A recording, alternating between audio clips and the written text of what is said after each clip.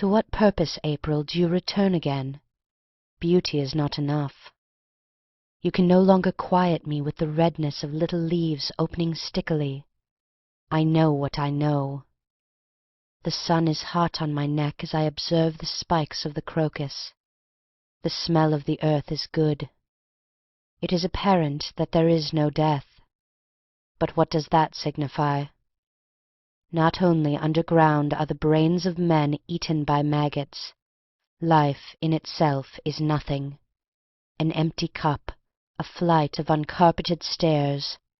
It is not enough that yearly down this hill April comes like an idiot, babbling and strewing flowers. Ah, could I lay me down in this long grass and close my eyes, and let the quiet wind blow over me. I am so tired of passing pleasant places. All my life, following care along the dusty road, have I looked back at loveliness and sighed. Yet at my hand an unrelenting hand tugged ever, and I passed. All my life long over my shoulder I have looked at peace. And now I fain would lie in this long grass and close my eyes. Yet onward. The catbirds call through the long afternoon, and creeks at dusk are guttural. Whippoorwills wake and cry, drawing the twilight close about their throats. Only my heart makes answer. Eager vines go up the rocks and wait. Flushed apple trees pause in their dance and break the ring for me. Dim, shady wood roads redolent of fern and bayberry, that through sweet bevies thread, of round-faced roses, pink and petulant, look back and beckon ere they disappear. Only my heart responds. Yet, ah, my path is sweet on either side. All through the dragging day, sharp under foot and hot, and like dead mist the dry dust hangs. But far, oh far as passionate eye can reach, and long, ah, long as rapturous eye can cling, the world is mine. Blue hill, still silver lake, broad field, bright flower, and the long white road a gateless garden and an open path, my feet to follow and my heart to hold. There will be rose and rhododendron when you are dead and underground. Still will be heard from white syringas heavy with bees a sunny sound. Still will the tamaracks be raining after the rain has ceased, and still will there be robins in the stubble, brown sheep upon the warm green hill. Spring will not ail, nor autumn falter. Nothing will know that you are gone, saving alone some sullen plough-land none but yourself sets foot upon. Saving the mayweed and the pigweed, nothing will know that you are dead. These, and perhaps a useless wagon standing beside some tumbled shed. Oh, there will pass, with your great passing, little of beauty not your own, only the light from common water, only the grace from simple stone. Death devours all lovely things. Lesbia with her sparrow shares the darkness. Presently every bed is narrow. Unremembered as old rain dries the sheer libation, and the little petulant hand is an annotation. After all, my erstwhile dear, my no longer cherished, need we say it was not love, now that love is perished? 1.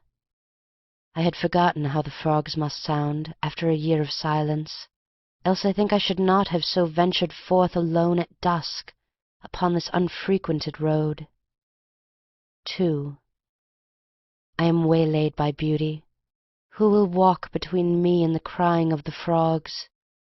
O savage beauty, suffer me to pass, that am a timid woman, on her way from one house to another.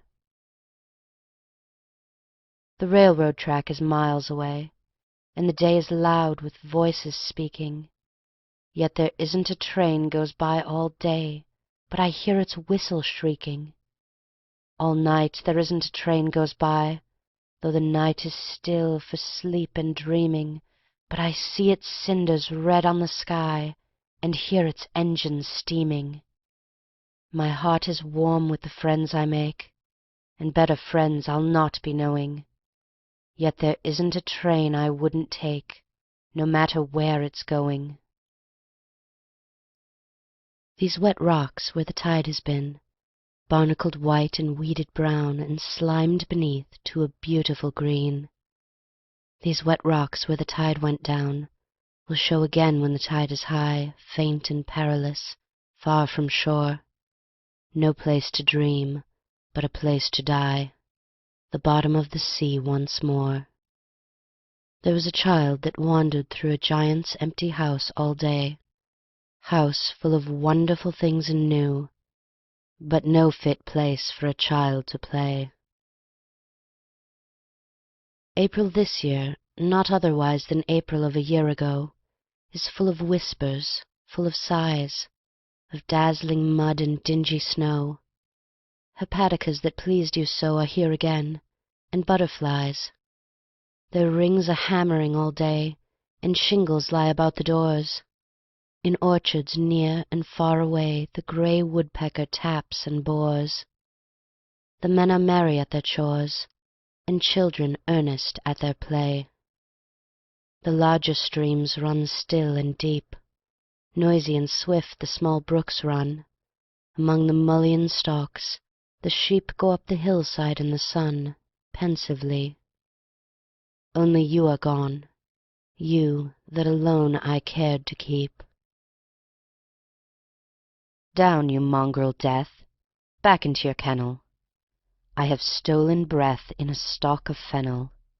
You shall scratch and you shall whine many a night, and you shall worry many a bone, before you bury one sweet bone of mine. When shall I be dead? When my flesh is withered, and above my head yellow pollen gathered all the empty afternoon? When sweet lovers pause and wonder, who am I that lie thereunder, hidden from the moon? This my personal death, that lungs be failing to inhale the breath others are exhaling? This my subtle spirit's end? Ah, when the thawed winter splashes over these, dust and ashes, weep not, my friend. Me by no means dead in that hour, but surely when this book, unread, rots to earth obscurely, and no more to any breast, close against the clamorous swelling of the thing there is no telling, are these pages pressed. When this book is mould, and a book of many waiting to be sold for a casual penny, in a little open case, in a street unclean and cluttered, where a heavy mud is splattered from the passing drays, stranger, pause and look. From the dust of ages lift this little book. Turn the tattered pages, read me, do not let me die. Search the fading letters, finding steadfast in the broken binding all that once was I. When these veins are weeds, when these hollowed sockets watch the rooty seeds bursting down like rockets, and surmise the spring again, or remote in that black cupboard watch the pink worms writhing upward at the smell of rain. Boys and girls that lie whispering in the hedges, do not let me die, mix me with your pledges. Boys and girls that slowly walk in the woods, and weep and quarrel, staring past the pink wild laurel, mix me with your talk, do not let me die. Farmers at your raking, when the sun is high, while the hay is making, when along the stubble strewn, withering on their stalks uneaten, strawberries turn dark and sweeten in the lapse of noon. Shepherds on the hills, in the pastures, drowsing to the tinkling bells of the brown sheep browsing, sailors crying through the storm, scholars at your study, hunters lost amid the whirling winter's whiteness uniform. Men that long for sleep, Men that wake in revel, if an old song leap to your senses level at such moments, may it be sometimes, though a moment only, some forgotten, quaint and homely vehicle of me. Women at your toil, women at your leisure, till the kettle boil, snatch of me your pleasure.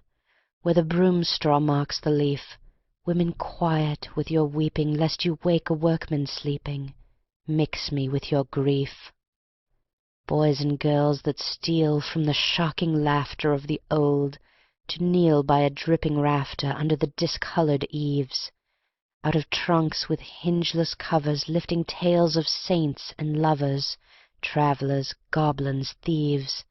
Suns that shine by night, mountains made from valleys, bear me to the light. Flat upon your bellies by the webby window lie, where the little flies are crawling. Read me, margin me with scrawling, do not let me die. Sexton, ply your trade, in a shower of gravel stamp upon your spade. Many a rose shall ravel, many a metal wreath shall rust in the rain, and I go singing through the lots where you are flinging yellow clay on dust. My heart is what it was before, a house where people come and go. But it is winter with your love, the sashes are beset with snow. I light the lamp and lay the cloth, I blow the coals to blaze again. But it is winter with your love, the frost is thick upon the pane. I know a winter when it comes, the leaves are listless on the boughs. I watched your love a little while, and brought my plants into the house. I water them and turn them south, I snap the dead brown from the stem. But it is winter with your love, I only tend and water them. There was a time I stood and watched the small ill-natured sparrows fray. I loved the beggar that I fed, I cared for what he had to say. I stood and watched him out of sight. Today I reach around the door and set a bowl upon the step. My heart is what it was before, but it is winter with your love. I scatter crumbs upon the sill and close the window, and the birds may take or leave them as they will. Minstrel, what have you to do with this man that after you, sharing not your happy fate, sat as England's laureate? Vainly in these iron days strives the poet in your praise, minstrel, by whose singing side Beauty walked until you died. Still, though none should hark again, drones the blue fly in the pane, thickly crusts the blackest moss, blows the rose its musk across, floats the boat that is forgot none the less to Camelot. Many a bard's untimely death lends unto his verses breath. Here's a song was never sung, growing old is dying young. Minstrel, what is this to you, that a man you never knew, when your grave was far and green, sat and gossiped with a queen? Thalia knows how rare a thing it is to grow old and sing, when a brown and tepid tide closes in on every side. Who shall say if Shelley's gold had withstood it to grow old? Thin rain, whom are you haunting that you haunt my door? Surely it is not I she's wanting, someone living here before. Nobody's in the house but me, you may come in if you like and see. Thin as thread with exquisite fingers, have you seen her, any of you?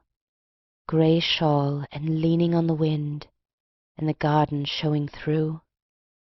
Glimmering eyes, and silent, mostly sort of a whisper, sort of a purr, asking something, asking it over, if you get a sound from her. Ever see her, any of you? Strangest thing I've ever known. Every night since I moved in, and I came to be alone. Thin rain, hush with your knocking, you may not come in. This is I that you hear rocking, nobody's with me, nor has been. Curious how she tried the window, odd the way she tries the door.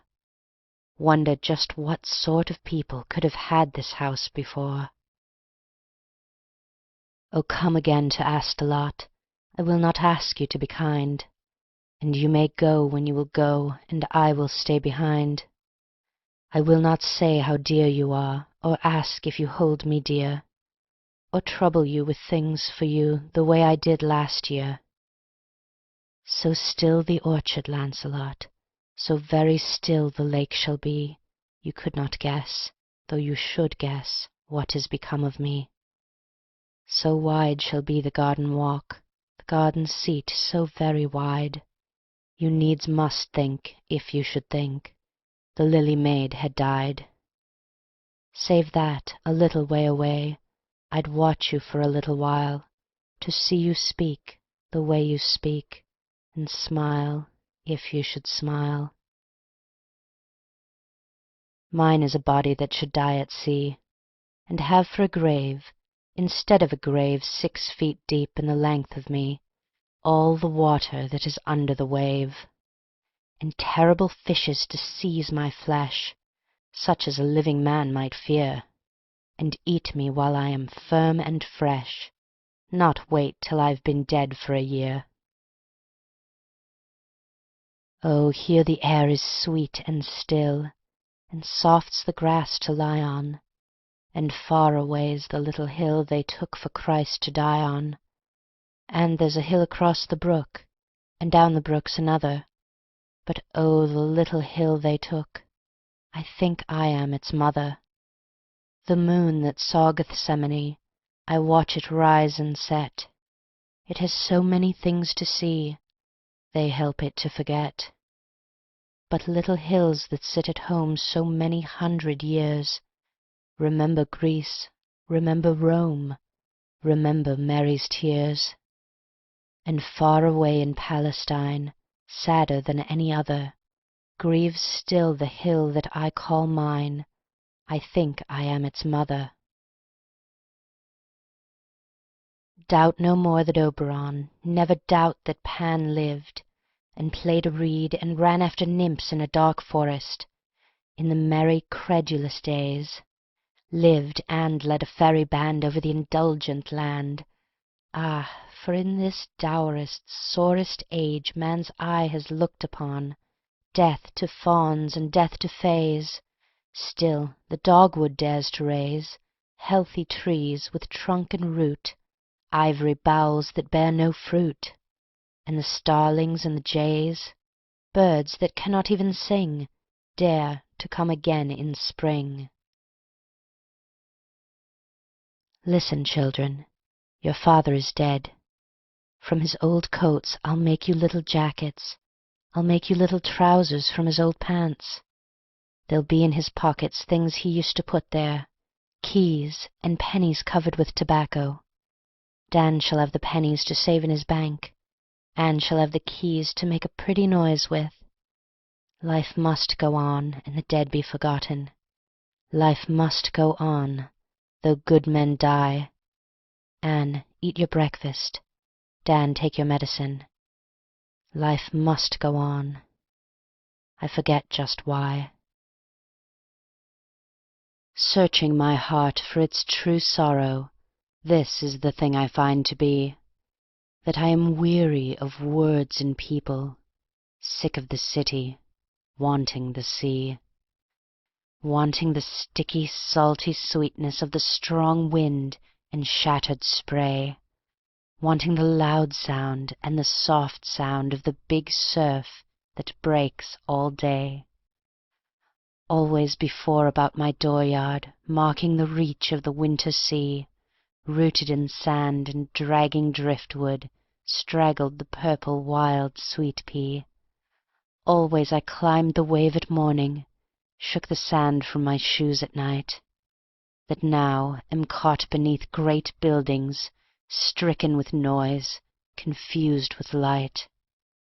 If I could hear the green piles groaning under the windy wooden piers, see once again the bobbing barrels and the black sticks that fence the weirs, if I could see the weedy mussels crusting the wrecked and rotting hulls, hear once again the hungry crying overhead of the wheeling gulls, feel once again the shanties straining under the turning of the tide, fear once again the rising freshet, dread the bell in the fog outside, I should be happy that was happy all day long on the coast of Maine.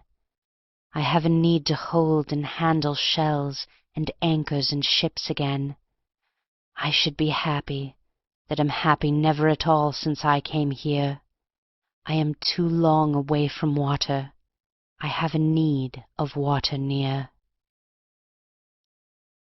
Ay, but she, your other sister and my other soul, grave silence, lovelier than the 3 loveliest maidens, what of her? Clio, not you, Calliope, nor all your wanton line, not beauty's perfect self shall comfort me, for silence once departed. For her the cool-tongued, her the tranquil-hearted, whom evermore I follow wistfully, wandering heaven and earth and hell and the 4 seasons through. Thalia, not you, Melpomene, not your incomparable feet, O thin Terpsichore, I seek in this great hall, but one more pale, more pensive, most beloved of you all.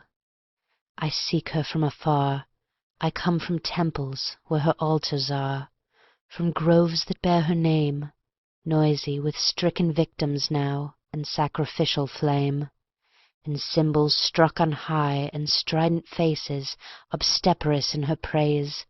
They neither love nor know a goddess of gone days, departed long ago, abandoning the invaded shrines and fanes of her old sanctuary, a deity obscure and legendary, of whom there now remains, for sages to decipher and priests to garble, only and for a little while her letters wedged in marble, which even now, behold, the friendly mumbling rain erases, and the inarticulate snow, leaving at last of her least signs and traces, none whatsoever, nor whither she is vanished from these places.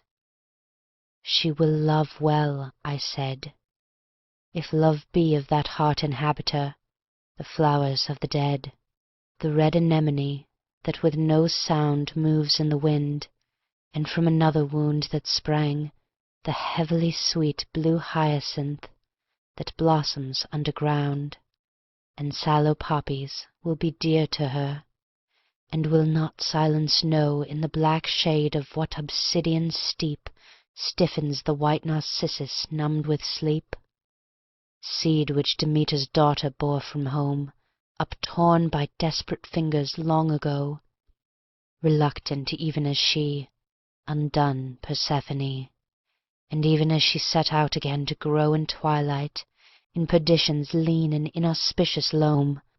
She will love well, I said, the flowers of the dead, where dark Persephone the winter round, uncomforted for home, uncomforted, lacking a sunny southern slope in northern Sicily, with sullen pupils focused on a dream, stares on the stagnant stream that moats the unequivocal battlements of hell.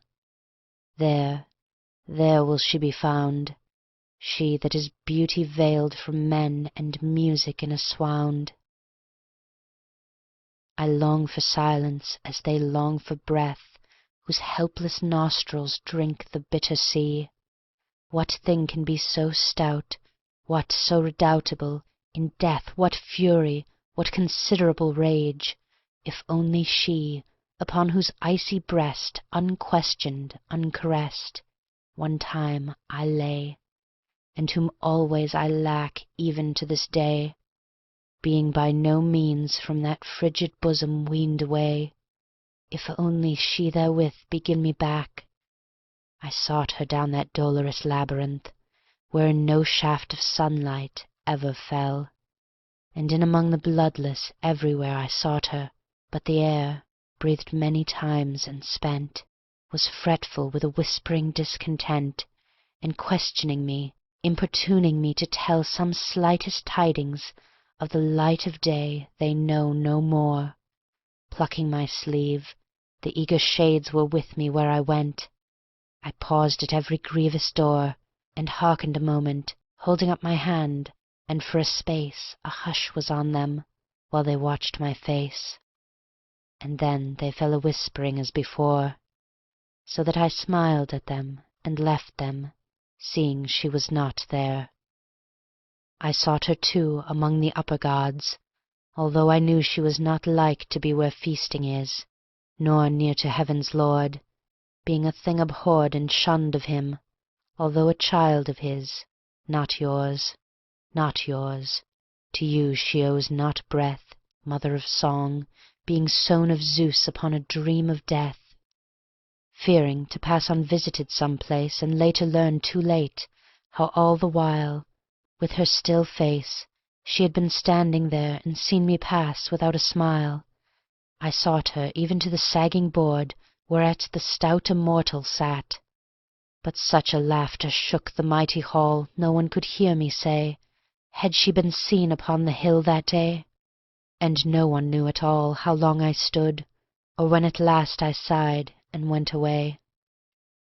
There is a garden lying in a lull between the mountains and the mountainous sea, I know not where, but which a dream diurnal paints on my lids a moment, till the hull be lifted from the kernel and slumber fed to me. Your footprint is not there, Mnemosyne, though it would seem a ruined place, and after your lichenous heart, being full of broken columns, caryatides thrown to the earth and fallen forward on their jointless knees, and urns funereal altered into dust, minuter than the ashes of the dead, and Psyche's lamp out of the earth upthrust, dripping itself in marble wax on what was once the bed of love, and his young body asleep, but now is dust instead. There twists the bitter-sweet, the white wisteria fastens its fingers in the strangling wall, and the wide crannies quicken with bright weeds. There dumbly, like a worm all day, the still white orchid feeds. But never an echo of your daughter's laughter is there, nor any sign of you at all. Swells fungus from the rotten bough, grey mother of Pieria.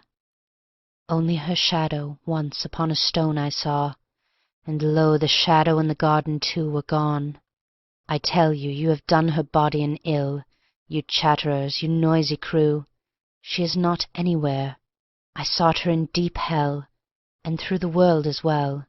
I thought of heaven, and I sought her there, above nor underground, in silence to be found. That was the very warp and woof of you, lovely before your songs began, and after they were through. Oh, say if on this hill somewhere your sister's body lies in death, so I may follow there, and make a wreath of my locked hands, that on her quiet breast shall lie till age has withered them. Ah, sweetly from the rest I see, turn and consider me, compassionate Euterpe. There is a gate beyond the gate of death, beyond the gate of everlasting life, beyond the gates of heaven and hell, she saith, whereon but to believe is horror, whereon to meditate engendereth even the deathless spirits such as I, a tumult in the breath, a chilling of the inexhaustible blood even in my veins that never will be dry, and in the austere divine monotony that is my being, the madness of an unaccustomed mood. This is her province whom you lack and seek her not elsewhere. Hell is a thoroughfare for pilgrims. Heracles, and he that loved Eurydice too well have walked therein, and many more than these, and witness the desire and the despair of souls that passed reluctantly and sickened for the air. You too have entered hell and issued thence, but thence whereof I speak none has returned, For thither fury brings only the driven ghosts of them that flee before all things. Oblivion is the name of this abode, and she is there. O radiant song, O gracious memory, be long upon this height I shall not climb again. I know the way you mean, the little night, and the long empty day, never to see again the angry light, or hear the hungry noises cry my brain. Ah, but she, your other sister and my other soul, she shall again be mine, and I shall drink her from a silver bowl, a chilly, thin, green wine, not bitter to the taste, not sweet, not of your press, O restless, clamorous Nine, to foam beneath the frantic hooves of mirth, but savouring faintly of the acid earth, and trod by pensive feet, from the perfect clusters ripened without haste, out of the urgent heat, in some clear glimmering vaulted twilight, under the odorous vine. Lift up your lyres, sing on, but as for me, I seek your sister whither she is gone. Heap not on this mound roses that she loved so well. Why bewilder her with roses that she cannot see or smell? She is happy where she lies, with the dust upon her eyes. Be to her, Persephone, all the things I might not be. Take her head upon your knee. She that was so proud and wild, flippant, arrogant, and free, she that had no need of me, is a little lonely child lost in hell. Persephone, take her hand upon your knee, say to her, my dear, it is not so dreadful here. Let them bury your big eyes in the secret earth securely, your thin fingers, and your fair, soft, indefinite colored hair. All of these in some way, surely, from the secret earth shall rise. Not for these I sit and stare, broken and bereft completely. Your young flesh that sat so neatly on your little bones will sweetly blossom in the air. But your voice, never the rushing of a river underground, not the rising of the wind in the trees before the rain, not the woodcock's watery call, not the note the white throat utters, not the feet of children pushing yellow leaves along the gutters in the blue and bitter fall, shall content my musing mind for the beauty of that sound that in no new way at all will ever be heard again. Sweetly through the sappy stalk of the vigorous weed, holding all it held before, cherished by the faithful sun, on and on eternally shall your altered fluid run, bud and bloom, and go to seed. But your singing days are done, but the music of your talk never shall the chemistry of all the secret earth restore. All your lovely words are spoken. Once the ivory box is broken, beats the golden bird no more.